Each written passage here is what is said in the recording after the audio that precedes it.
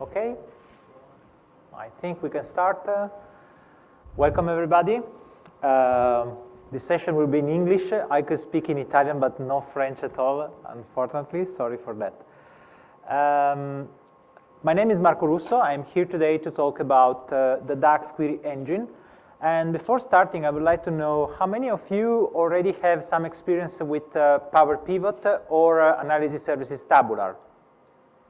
Nice. So I think that many of you already have seen something about DAX.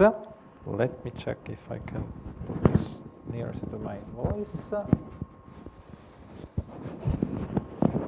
Should be better. Okay. And so the idea of this session today is to take a look at how the query engine works internally in order to understand how to use the profiler to see what is happening, how to optimize your query. Even if this is a long discussion, this would require a lot of time, but my goal is to introduce you to the topic and to show you how to start. There are a few white papers. There is in particular one white paper that is published on our website, and I will show you the link later. And in this white paper you can find more detailed information about the single instructions in the query plan. I thank you for the sponsor for this event. And just a couple of words about me. I'm one of the founders of SQLBI.com. It's a website where you can find many articles and white papers and also some tool for doing business intelligence with Microsoft products, in particular with analysis services. I wrote a book about analysis services and a couple of books about Power Pivot.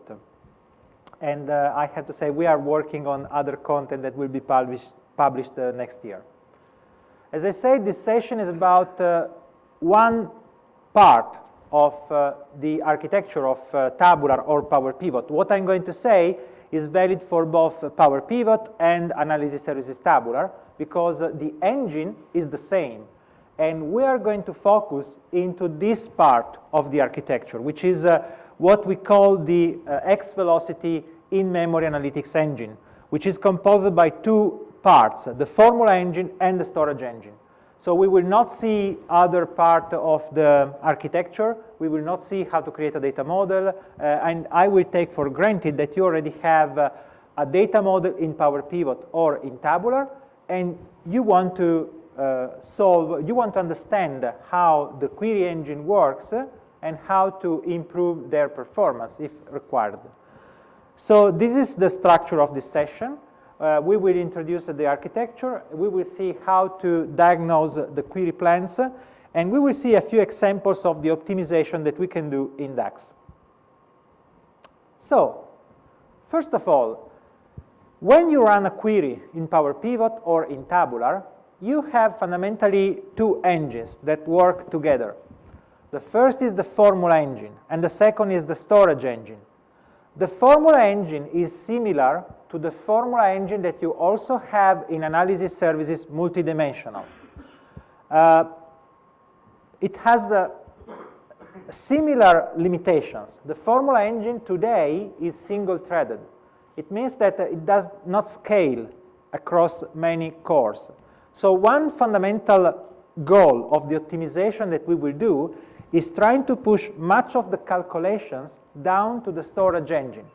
The storage engine is the real turbo engine that we have in Power Pivot and in Tabular because it is multi-threaded, it is very fast, and it is the real power of this technology. But the formula engine is required because DAX is a language that allows you to create complex expressions. And this complexity is handled by the formula engine. Whereas many of the operations that are performed under the cover are very simple, but have to be performed very quick. And this job is done by the Vertipack engine, by the storage engine. This engine cannot perform complex calculations. It only performs very simple calculations, but is very, very, very quick. And it can split the calculation across multiple cores by splitting the memory that is analyzed in order to perform the computation. As you may know, when you have a data model in Power Pivot and in Tabular, all the data are stored in memory in a compressed way. So the point is that what was the bottleneck yesterday, you know, the bottleneck in SQL Server is the I/O, because the disk is low. Today, in Tabular, the new bottleneck is the memory, because when the processor accesses to the memory, it is much slower than accessing the data that are in cache for each core. Each core in the processor has a cache that is a couple of order of magnitude faster than accessing the RAM. So even if you may think that the RAM is quick, it is much slower than accessing the data in cache. For this reason, when the storage engine scales the workload across multiple cores, it tries also to access to a smaller amount of memory for each core in order to improve the usage of the cache for each core. It seems something that you cannot measure, but I guarantee that if you want to spend time trying to optimize very large data models, you will see that arranging the data in different ways may produce different performance. So when we think about the formula engine and the storage engine, we may think that the formula engine is something that is you know, very rich, stylish, many features. When you think about the storage engine, the Vertipack engine, you think about something that do very simple task but very quick. If you have seen the movie Rain Man, which I don't know how it is translated in French. In Italy, it was L'uomo della pioggia, is the Rain Man, literally. And trust the Rain Man means that if you move most of the calculation down to the storage engine, you reduce the formula engine, which is the bottleneck because it is single-threaded and it does not scale over the cores of the machine like the storage engine does. So in order to understand how we can do that, we have to understand the principle of what are the type of computations that can be performed by the storage engine and what are those that are performed in the formula engine. And I have to say that by looking at the query plan, you can have some information about which operations are performed by one or the other. Even if you don't go at the maximum detail of reading all the information that the query plan provides, we will see that we can learn a lot about looking at these simple things. So when you run a query, and I will show in a few moments how this can be seen in SQL Profiler, when you run a query, you have a query plan. And the query plan is the description of how the computation is performed by the two engines. Now, the query plan is in reality divided in two query plans. There is a logical query plan and a physical query plan. The logical query plan is the one that describes the logical steps that are performed by the query. And you will see that there is a one-to-one relationship between the DAX code that you write and the logical query plan that you obtain as a result. However, the logical query plan is then translated into a physical query plan, which describes exactly the operations requested to the storage engine in order to perform the computation. And you will see that sometimes it seems that a few operations are repeated many times. This is not a problem, as I will try to explain. This is something that is solved by the storage engine through a cache system that can improve the performance. So this is more or less what we are going to see. And you can imagine that when you run a query, the query is parsed because the query is a text. And an expression tree, a tree of objects in memory, is created. This expression tree is used to create the DAX logical query plan. This query plan is then simplified, and at this point we have a first event in the SQL profiler. So we will see in the profiler the logical query plan at the beginning. Then the logical query plan is converted into a physical query plan, and we will see a second event in the profiler, which is the physical query plan. And so we can examine these two query plans in order to see what is going on. Now, if you are used to SQL Server and to the query plans in SQL Server, you know that you have a nice graphical visualization, which can be improved because there are other tools that improve this. Unfortunately, we don't have this nice graphical representation of the query plan in DAX. We will see a query plan as text.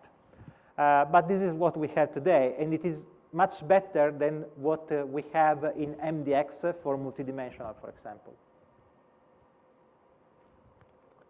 And the DAX query plan is not cost-based. In SQL Server, each node of the query plan and each possible difference in the query plan is evaluated by the query optimizer in order to decide which type of technique to use.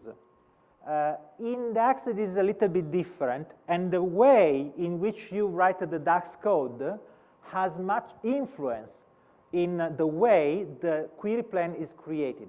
So we will see that in order to optimize a query today, we have to write DAX in a different way, because you can obtain the same result by writing the same query in different ways, but each syntax can produce a different query plan. So we will see that when I change the DAX code, I obtain a different query plan.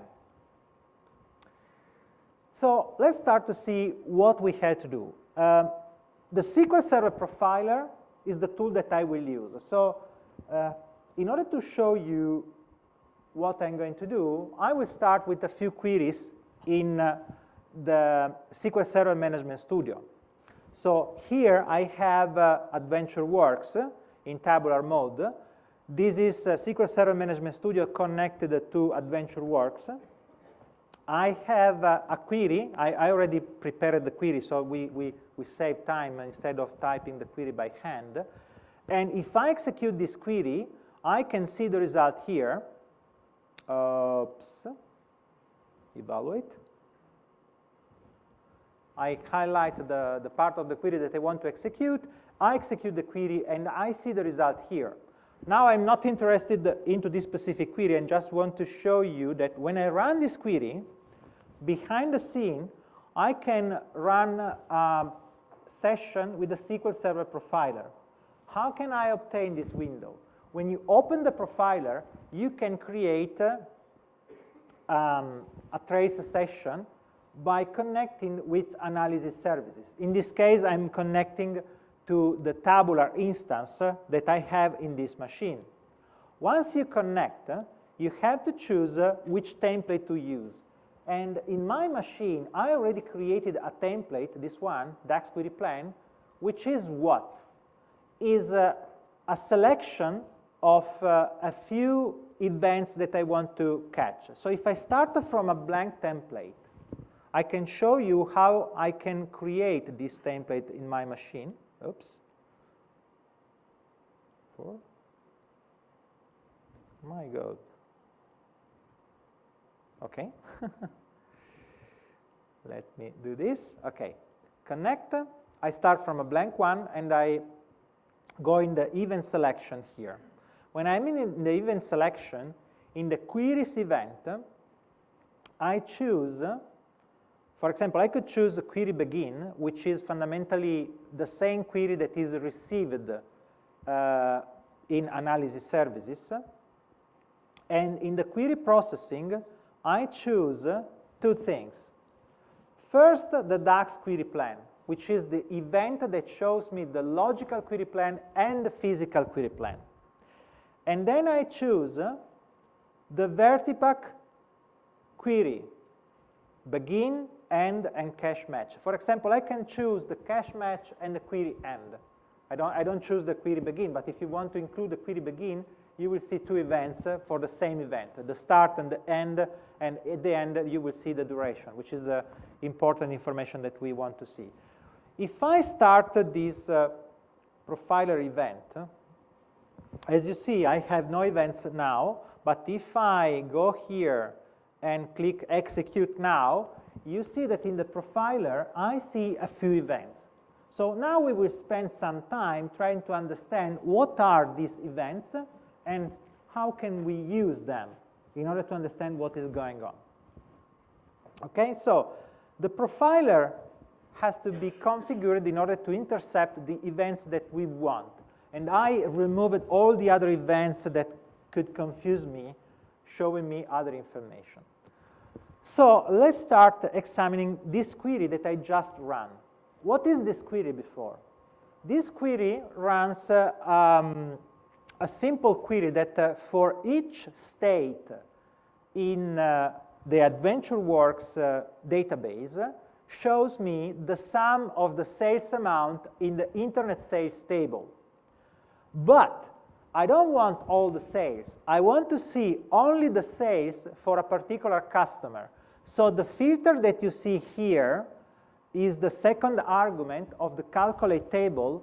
And so fundamentally, this is similar to a SQL statement that could be select state, comma, sum of sales amount from internet sales inner join customer on customer ID equal to customer ID, where last name equal to Anand. So this is the SQL query that we are executing. This is just the DAX syntax for this query.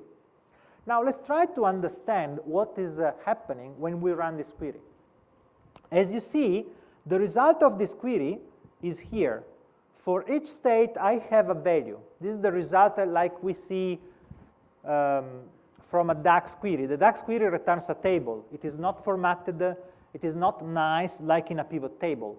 But when you debug a DAX query, it is simpler. If you run the same query in a pivot table in Excel, you will have an MDX query, not a DAX query. And this MDX query will contain a DAX formula. The problem is that in this case, we will see much more events in the profiler. So when you wanted to debug and to optimize a single measure, like for example my sales amount, it is much better if you try to write a simple DAX expression, a simple DAX query, because it is simpler to analyze. Now, once I have this, I can see what is happened here. The first event is query begin, and query begin simply reports the same DAX query that I sent. So this is exactly the same text that I sent to my query engine. The second event is a storage engine query. And this is strange, because this happened before the event that shows me the query plan. And this is the logical query plan. This is the physical query plan.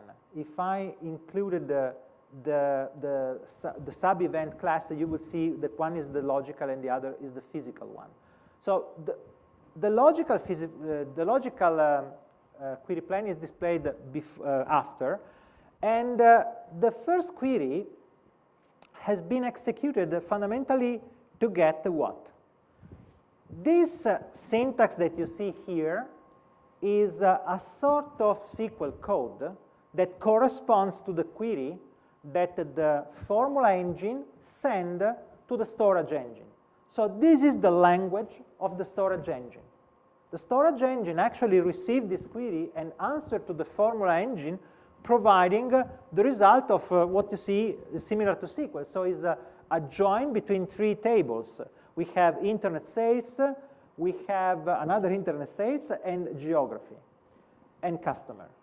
So the result of this query is fundamentally the list of states for which at least one transaction exists for this particular customer. In other words, the first step is trying to guess how many rows will be included in the result. If you think about the reason why this is the first operation that happens, think about this. When you run a query in SQL, what happened in the query engine in SQL? Before starting, it evaluates a few information, which we know as statistics. SQL need statistics about the distribution of the data in columns and tables in order to decide which query plan to create. DAX does not have any statistic. When it needs some information, it simply runs a query in the storage engine. So the statistics are not created up front. The statistics are obtained as a query sent to the storage engine query, assuming that this query will be always fast, faster than creating other structures of data in memory. So this is strange, because in order to decide what query plan is better to create, the first operation is a query to the storage engine. Once this is done, you see that we have the logical query plan. And this logical query plan that I will show you in a slide later contains a lot of information that are hard to decode. First of all, the only structure of this query plan is the indentation of the text. And as you see, these names represented the operation that are performed. And if you remember the DAX query, the names that we see in the logical query plan are very similar. We see calculate table, add columns, but we also see a few information that contains the name vertipack, scan vertipack, group by vertipack, sum vertipack, and so on. Every time you see these names, vertipack, you can assume that this operation will be performed into the storage engine. And this operation will be fast. Usually it is fast. There are many other information here that defines the columns that are included in this operation. After that, we have other storage engine query. And in this case, you see that this query that I will show you in a moment, these two queries have been resolved by the cache. So the cache system in vertipack works only at the storage engine level. And when a query is identical to another storage engine query that has been executed before, then the same result is produced without actually scanning the entire table. Because every time you send a query to the storage engine, the columns, the entire table for the columns that you requested are scanned in memory. But this does not happen if this query has been executed before. So we will see that in order to measure the real execution time, we will clear the cache before our query runs, because we want to measure what happens if the data are not in cache. Because when data is in cache, the result is 0 seconds.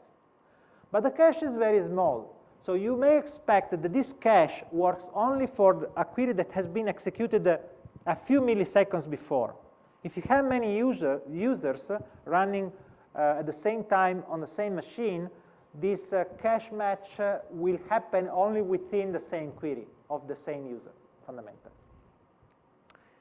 But the idea is that this is because otherwise, if the cache would be larger, searching data in the cache will be slower than actually calculating the data scanning the table, which seems strange, but remember, we work in a different way here. So what is going on here? Fundamentally, the only difference here is that we have more or less the same query as before, but now we have this operation, sum. So the sum of the sales amount column is an operation that is performed by the storage engine. Why? Because we see this name here as an operation communicated to the storage engine. So the storage engine is able to solve this query in a direct way. So as you see, these names also include some strange global unique identifier. This syntax could be not so much readable, but unfortunately this is what you have in SQL Profiler. I can show you a small preview of a tool that we are building as part of DAX Studio. How many of you know DAX Studio? Just a few. So just give me 1 minute. If you go on daxstudio.codeblex.com, you can download this add-in that I installed in Excel. We are working also on a standalone version of DAX Studio that can work without Excel. That is especially useful if you have only Tabular. You can connect it to the Power Pivot data model within a workbook, or you can connect it to, in this case, analysis services. I'm connected now to AdventureWorks, and the difference of DAX Studio compared to SQL Server Management Studio is that you can write a query like this one, evaluate, add the columns, for example, and you can drag and drop currency here, and this works. You can also write, for example, test, and then you can copy a column with the currency name, and as you see, the syntax is the DAX syntax. When you drag and drop objects from the metadata, you are using actually the DAX syntax. The only reason why I don't use DAX Studio in my demo is a stupid one. We still don't have the zoom in of the font, so I should use this zoom instead of using, like here, the zoom in place in the editor. But as soon as we will implement the zoom, I will stop using SQL Server Management Studio. Now, today, this is the DAX Studio that you have available today. So you can run the query here. You can also clear the cache, which is very useful when you want to evaluate the execution time. By using validate, you just test the execution time here. I see 100 milliseconds of execution time for this query. If I run this query again, the second execution is just 15 milliseconds. This is because the first time the query was run with a cleared cache. If I clear the cache again, I will see again the same execution time. So this is particularly useful. If you want to take a look at the result, you can show the result in Excel. In Excel, in theory. It should work. I don't know why it doesn't work. Okay, I can run the query in a grid in this way.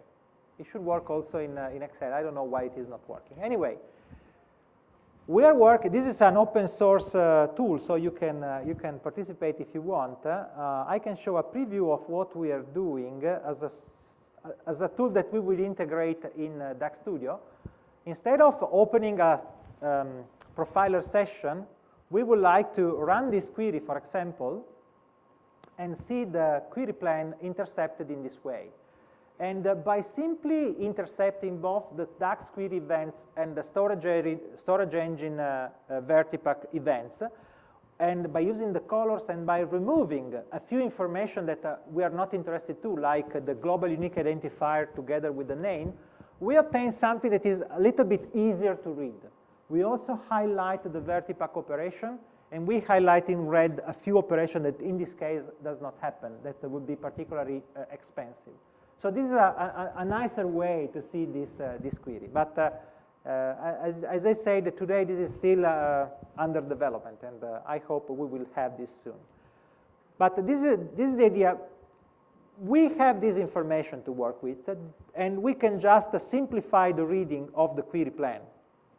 So at the end, you see that the final query plan, the physical query plan, is usually a shortened version of the logical query plan that we had at the beginning, and this is usually the representation of the operation that will happen in the storage engine.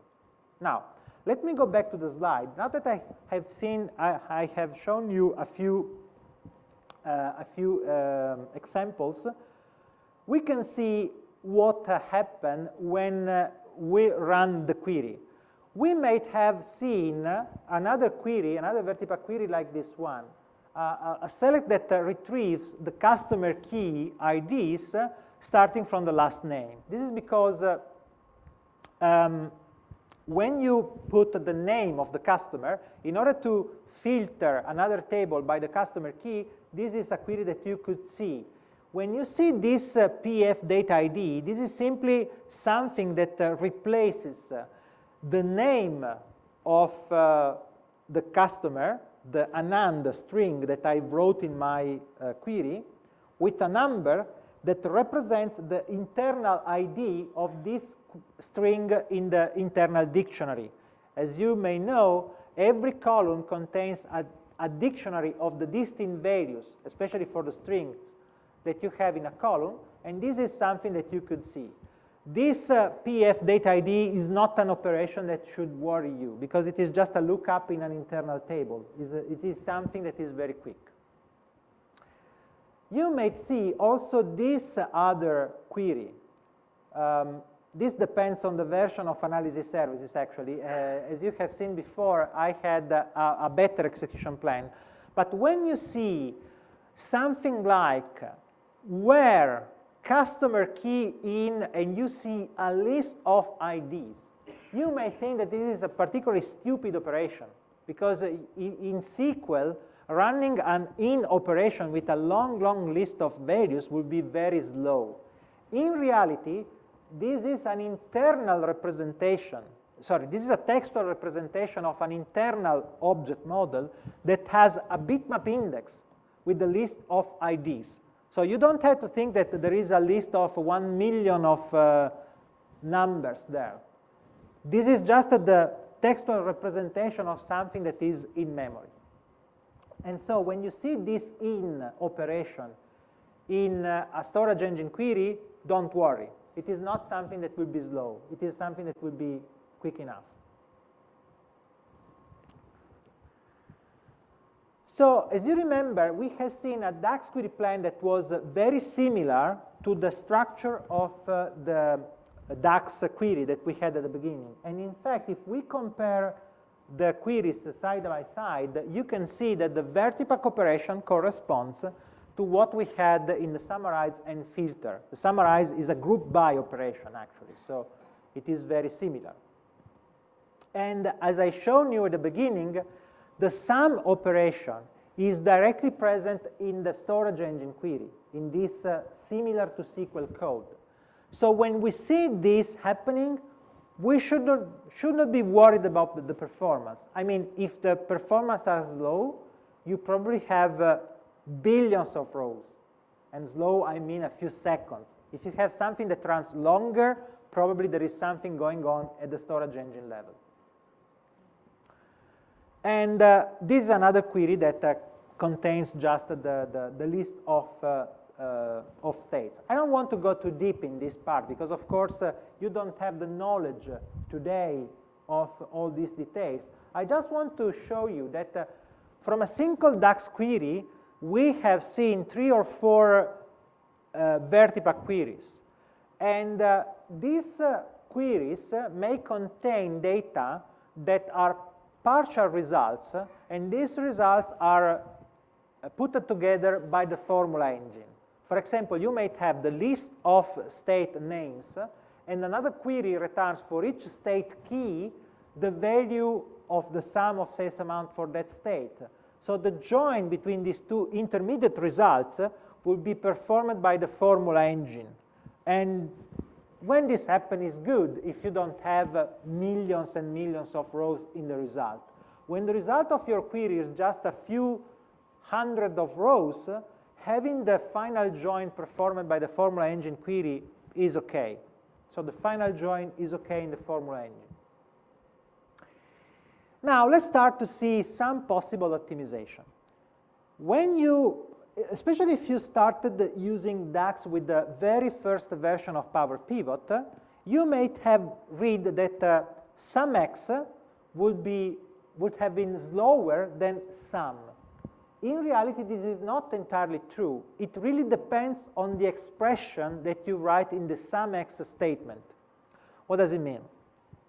When you write this expression, you have the SUMX operation, and you have a division that is performed row by row in the internet sales table. If you think, oh, this SUMX is going in the formula engine, this could be a problem. But we know that this is not true. And this was true in the very first version of Power Pivot, but starting with SQL Server 2012 and the new version of Power Pivot, this SUMX operation is converted into this vertipack operation. So you will see a single vertipack query that contains within the sum the expression with the division. When you see this, you know that you are already using the best engine possible, the storage engine, because the entire operation will be pushed down to the storage engine, and this is quick. However, you may have a more complex calculation, like this one. When you see this if statement, if this value is greater than 0, then do this.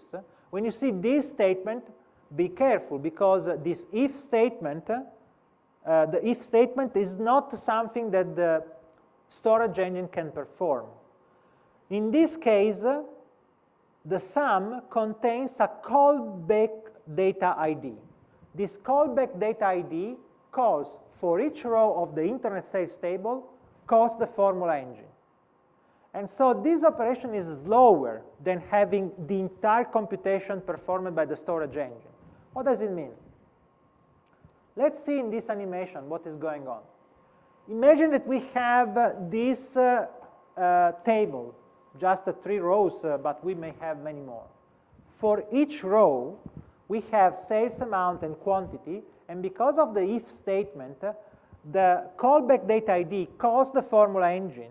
So the storage engine called back the formula engine and retrieves the value, the result of this operation for this particular row. And this is repeated again and again for every row. Now you may think that I said the formula engine is single-threaded, and this is true, but when the formula engine is called as a callback from the storage engine, in reality this can be multi-threaded, because the formula engine is single-threaded internally, but if it is called by different threads in the storage engine, it happens to be executed in multiple threads. So it does not block the computation, but again, even if it runs multi-thread, it is not so efficient like the storage engine could be. So the idea is that when you have this computation, try to avoid this. Try to, for example, try to store in a column the result of this if statement, because in this way you would remove the need of doing this computation at query time. But otherwise, having the computation in the storage engine would be faster. So it is something in the middle. When you see this callback data ID, you should be not too much worried, but you should be careful. The important part is that the materialization happens only at the row level, because this is computed row by row. So we do not have a copy in memory of the entire internet sales table. That could be millions of rows. Just row by row, the data is computed, and the storage engine computed the total incrementally. So the SQL Server Profiler also provides us other useful information, like the CPU time, the duration, and other information. Now, when the CPU time is greater than the duration, we know that we are running our computation in multiple threads. And this can happen only during vertipack scans. So when you see a value for the duration that is higher than the duration for a single, that is higher than the duration in the duration column, you know that multiple cores have been used. Remember, the formula engine is single-threaded, so if you subtract from the total, let me clear this trace window and run this query again another time. And you see the subclass event is unuseful information, because you see that this is a logical query plan and this is the physical query plan. And the other two columns that I mentioned are, let me see where they are, the CPU time, that in this case is always 0 because we have the data in cache at this moment, and the duration, and these numbers are in milliseconds. I don't see the duration. Is here, sorry. So we have the duration and the CPU time. Now, in this query, these are 0. We will see these numbers different in more complex queries. Okay. So what happens when you run a pivot table in Excel? The pivot table in Excel generates an MDX query. However, even the MDX query generates a DAX query plan when you run over a tabular data model. There is no translation of MDX to DAX, but you will see the same a DAX query plan. You just don't have the corresponding DAX syntax. And this could be useful, but I prefer to stay on DAX. But if you want to try, you can monitor the same events that I've shown you, and you will see that the query plan and the Vertipack engine queries happens only when an MDX query is run. It is just harder to understand the relationship between the MDX and the DAX query plan. Now, as I said, when we want to optimize a query, it's important to clear the cache, because otherwise we will see 0, especially if we run the same query again and again, we will not see the actual execution time. And when you optimize the query, you actually execute the same query many, many times. So the first thing is clearing the cache. As I showed you before, we put the menu clear cache in DAX Studio, but if you want to use SQL Server Management Studio, you can use this syntax. And I show you in another example here. Here, no, it's number 6 here. You can see this syntax is a XMLA file, fundamentally, XMLA syntax. You can just run this query in this way, and you have, oh my God. Ah, yes, because I changed the name, sorry. This way it works. Because you have to put the database ID name here. I just restored yesterday the database, and I used a different name. So for this reason, it was running an error. But now, every time I run this batch, I clear the cache. So the following query executed on this database will be executed with a cleared cache. So this is important before making measurements. And let's see how we can change and we can optimize a query in, for example, this case. We have a data model here that has the sales, fact internet sales. For each date, we have a few sales, but each sale has been done with a particular currency. Now, we have a currency rate table, and we can use the currency rate table in order to perform a currency conversion of the original amount we have in fact internet sales.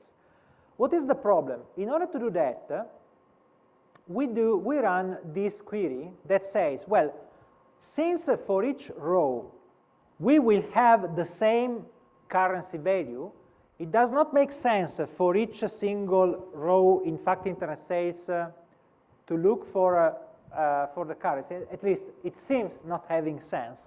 So we say we iterate over the currencies. So you may have 10 different currencies. For each currency, we read the currency value only once, and we multiply this currency conversion rate by the sum of the sales amount of all the transactions made in that particular day. Because of the data model, we will have a different currency conversion rate for each currency and each date. For this reason, we see the two nested loops. Because the number that you see here in currency rate can be different according to the day and to the currency. So we need to iterate both. And so we created two nested loops. Now, what is the problem? If we run this query, and let me do this in Management Studio here, So it's number 4. As you see, this is exactly the same query that you have seen in the slide. I can execute this query here, and I have the result here. I'm not interested in the result. I'm interested into the query plan.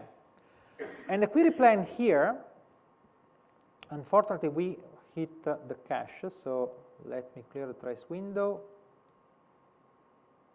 and clear the cache here. We have to fix this to currency conversion.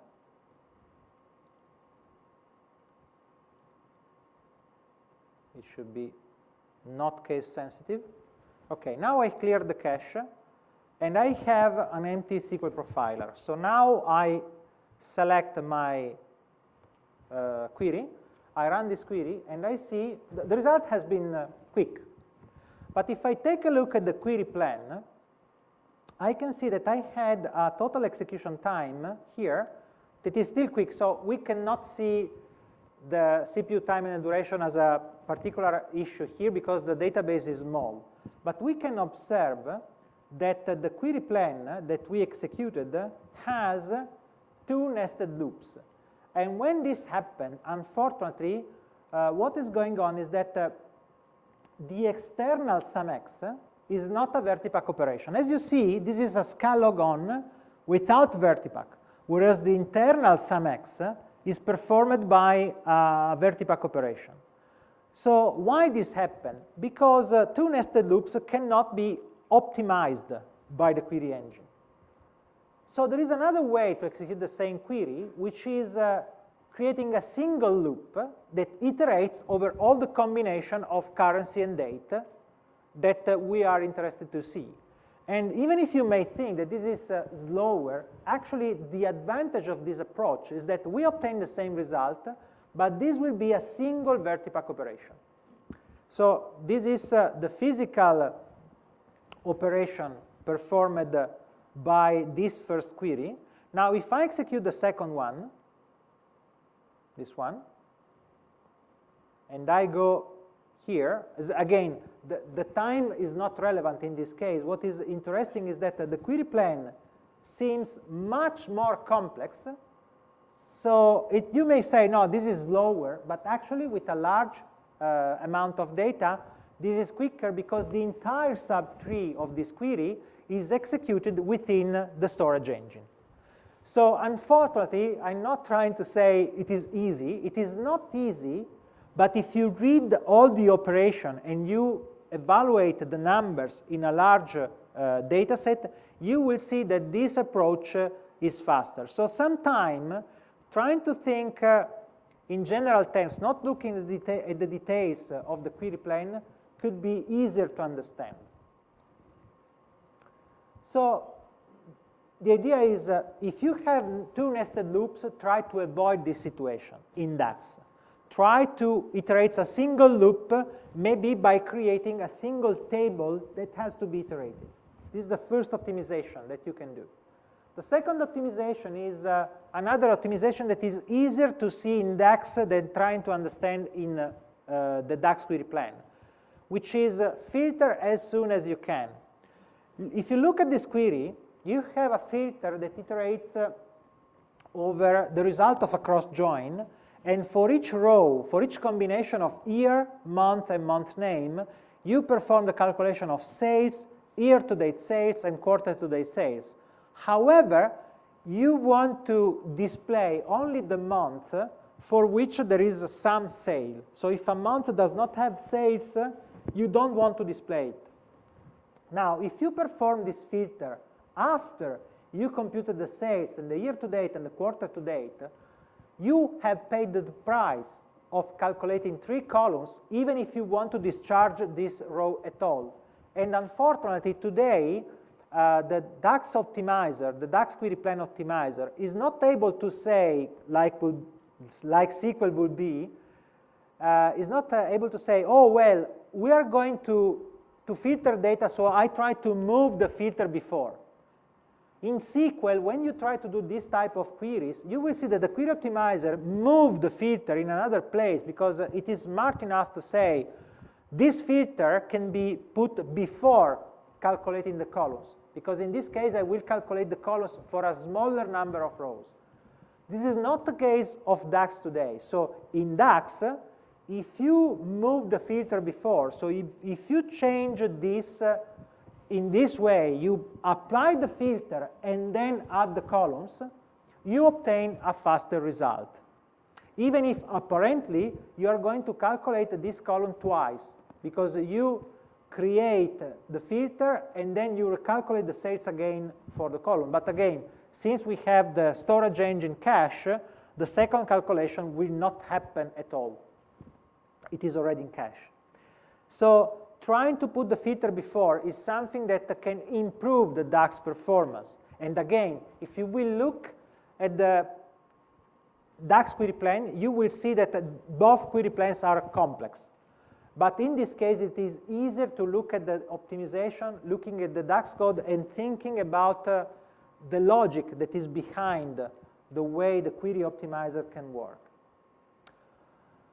Another suggestion for DAX, again, I don't have time to look at the single DAX query plans, but when you have a relationship in your model, even a non-active relationship, this can improve the performance better than trying to do a filter that emulates the presence of a relationship. Now, in my opinion, the fact that you can write this query in this way, creating a filter that emulates a relationship without a relationship existing at all, it is a good thing, because it allows me to join data even if a relationship does not exist into the data model. But if you can create a relationship and you can use this relationship in your query, even if it is not a default relationship, like, for example, what you can do by using the use relationship syntax, the advantage of this syntax is that the relationships are well known by the storage engine, and you obtain better and more performant internal storage engine query. So again, if you have relationship in the data model, force the use of relationship instead of writing an equal condition like this filter does.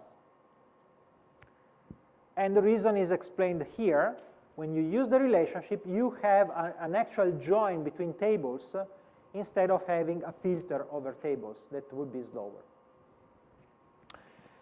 So I have still a few things to show you, but before looking at another example, what we have seen up to now is that optimizing DAX is possible. We have much more information for DAX than the information that we had for MDX for more than 10 years. So even if it is not nice, like having a graphical query plan, having this information is better than nothing, I say.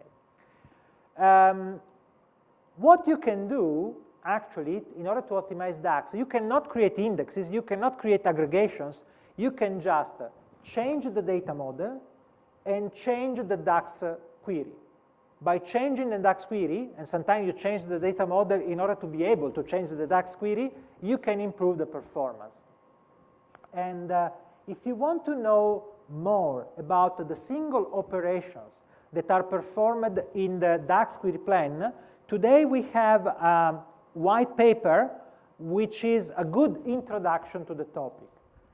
However, many of the operations performed by the DAX query plan are still not documented by Microsoft. So many of the information that you will see in this document have been extracted by trying to understand how it works and by talking with Microsoft developers. But of course, there is still much to be done in this area. But in order to start today, this is the best source that you have on this topic. So on SQLBI.com, understanding DAX query plans, and is one article, one white paper, a PDF that you can download. A few general rules. So, okay, I don't want to waste my time with the query plan. What are some simple rules that I can use? First of all, if you can use add columns instead of summarize, it is better to use add columns. In general, you should use summarize in the smallest possible number of cases. And in particular, when you use summarize, don't add the columns with summarize. Just use summarize to join tables and to do what you would obtain by using a select distinct with an inner join. Instead of doing the equivalent of a group by, it is better if you run the summarize and you embed the summarize into an add columns. There is an article on SQLBI.com that explains this better. Avoid complex calculation in measures. Again, the problem is the fact that a complex calculation cannot be translated into the storage engine query, which doesn't mean that you cannot write complex DAX expressions. You can do that, but you have to be aware when these calculations are applied over millions and millions of rows, because this would be the slow case. Don't use error handling function. You know, there is error, if error are DAX statement that changes the result in case of an error. Well, if you know that an operation is going to generate an error because you have 0 in one column, it is much faster to check if column equals to 0 than trying to execute the operation and then with an if error statement or an is error statement trying to intercept the error after it has happened. It's like the try-catch operation in a program. You have to try to avoid the generation of an exception at all.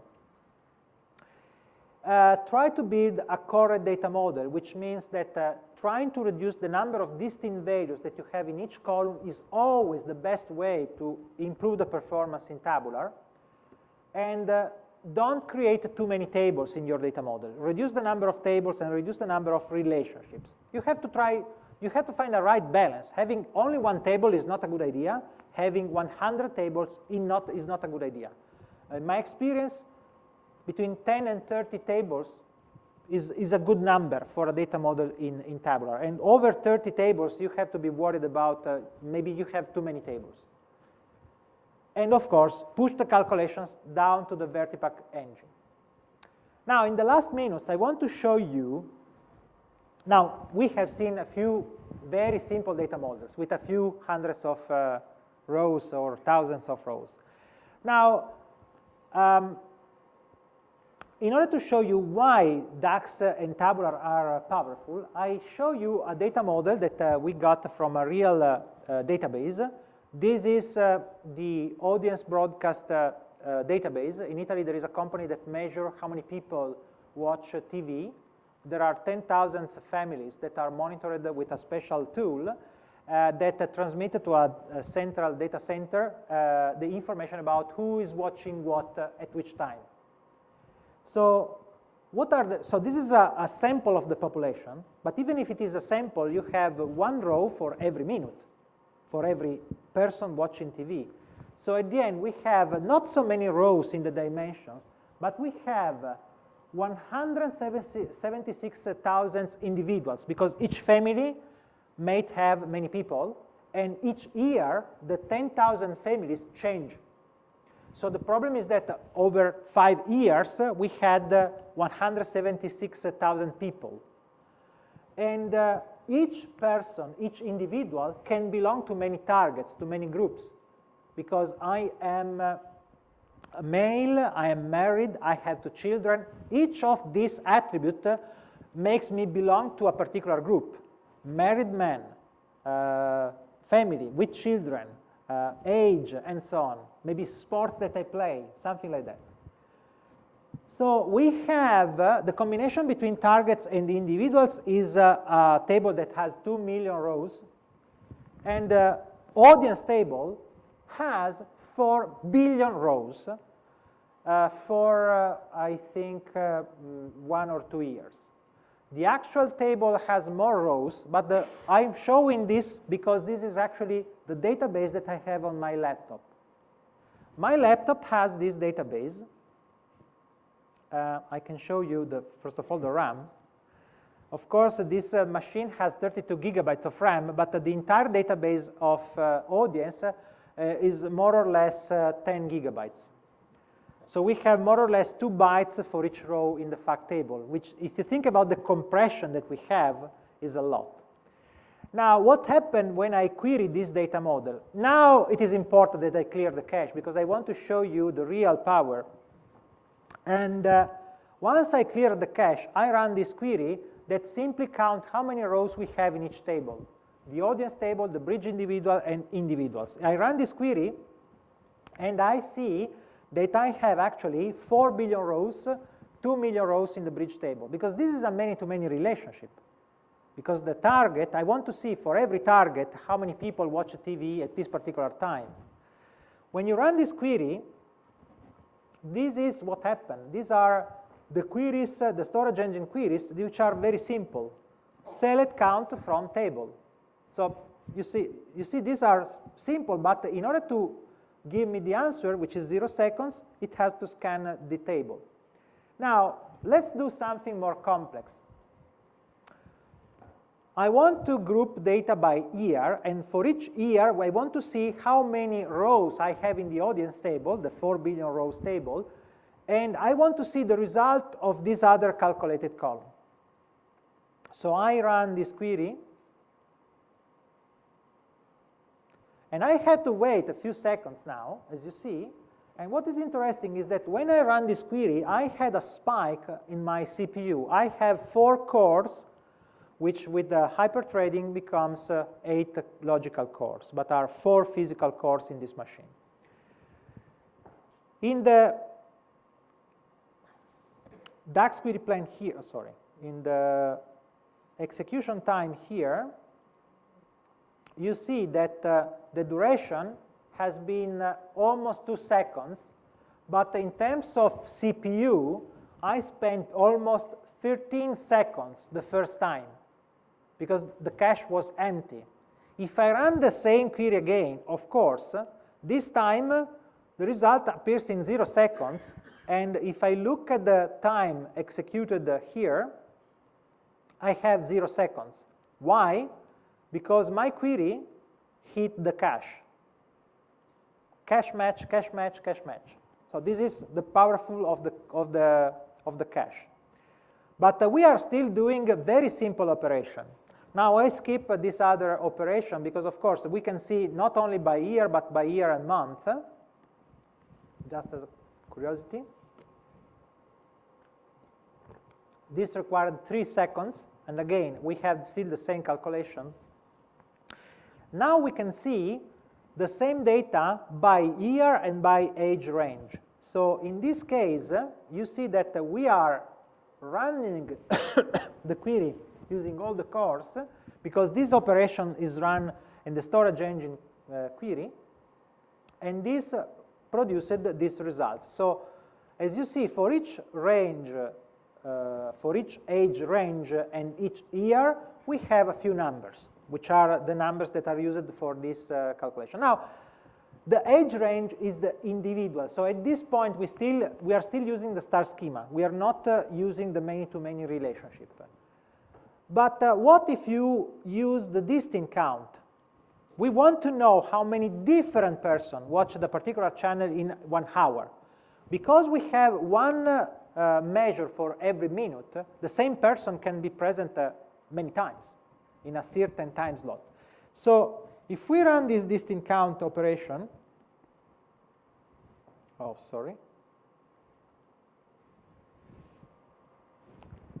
again, you can see that the distinct count operation still uses all the cores.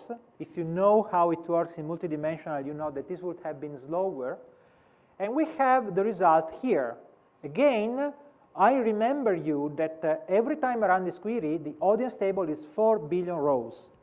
And we do not have any data aggregated in advance. But the most interesting thing is that what happened when we group by, let me see, by target group. I don't remember, this one. So this is a more complex query that uses a many-to-many relationship. For a particular year and a particular month, for a particular target, which is male in Italy, I want to see who watched what, divided by gender, by age range, and so on. So in this case, we have a very complex calculation performed in a callback in the formula engine, but the formula engine is called by the storage engine. And as you see, this is an intentionally very complex query, but this query has run in 14 seconds, more or less. And the interesting thing is that if I run this query again, this query, oh sorry, this is not, because this is a query that has a particular calculation. Let me see this other one.